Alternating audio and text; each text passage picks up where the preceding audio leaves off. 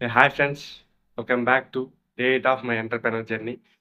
ఈరోజు మనం wall preparation నుంచి ప్రైమర్ వరకు అన్నీ క్లియర్‌గా చూపిస్తా. చూడండి. ఇప్పుడు కొత్త హౌస్ లేదా ఒక రూమ్ అనుకుందాం. దాంట్లో మనం first of all wall condition చూసుకోవాలి. వాల్ కండిషన్ చూస్తే పుట్టి వర్క్ అనేది ఎక్కువ అవ్వాలి. ఇంకోటి వచ్చేసి స్క్రబ్బింగ్ అండ్ శాండింగ్. ఇది చూసుకోవచ్చు మనం. ఇది వచ్చేసి మనకి స్క్రబ్బరు. ఇది ఎందుకంటే ఇప్పుడు సపోజ్ మనం టైల్స్ వేసామనుకో, అక్కడ మొత్తం దాని మీద పెయింట్స్ అంతా మార్క్స్ ఉంటాయి కదా! అది మొత్తం రిమూవ్ చేయడానికి ఈ స్క్రబ్బర్ అనేది వాడతాం. ఇంకోటి వచ్చేసి శాండ్ పేపర్ వర్క్. అది గన చూపిస్తా చూడండి. మీరు చూసుకోవచ్చు. ఇదే శాండ్ పేపర్.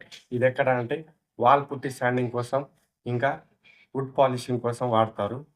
దీంట్లో డిఫరెంట్ టైప్స్ ఆఫ్ లెంగ్త్స్ అవి ఉంటాయి. ఇది వచ్చేసి 120, ఇంకోటి 150, 180, 220 గాన ఉంటాయి.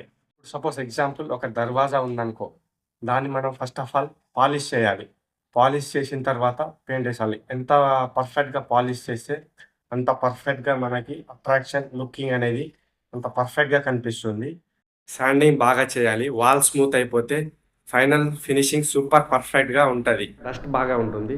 బట్ అవుట్‌పుట్ క్లీన్ వస్తుంది. ఇంకోటి పుట్టి అప్లికేషన్. నిన్న చూపించాను కదా! వాల్ పుట్టి అనేది. అది పుట్టి అంటే వాల్‌కి లైఫ్.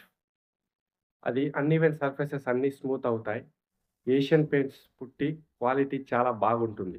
ఇది డే 8 వ్లాగ్ ఫ్రెండ్స్. నచ్చితే లైక్, షేర్, సబ్స్క్రైబ్ చేసుకోండి. డే 9లో కలుద్దాం.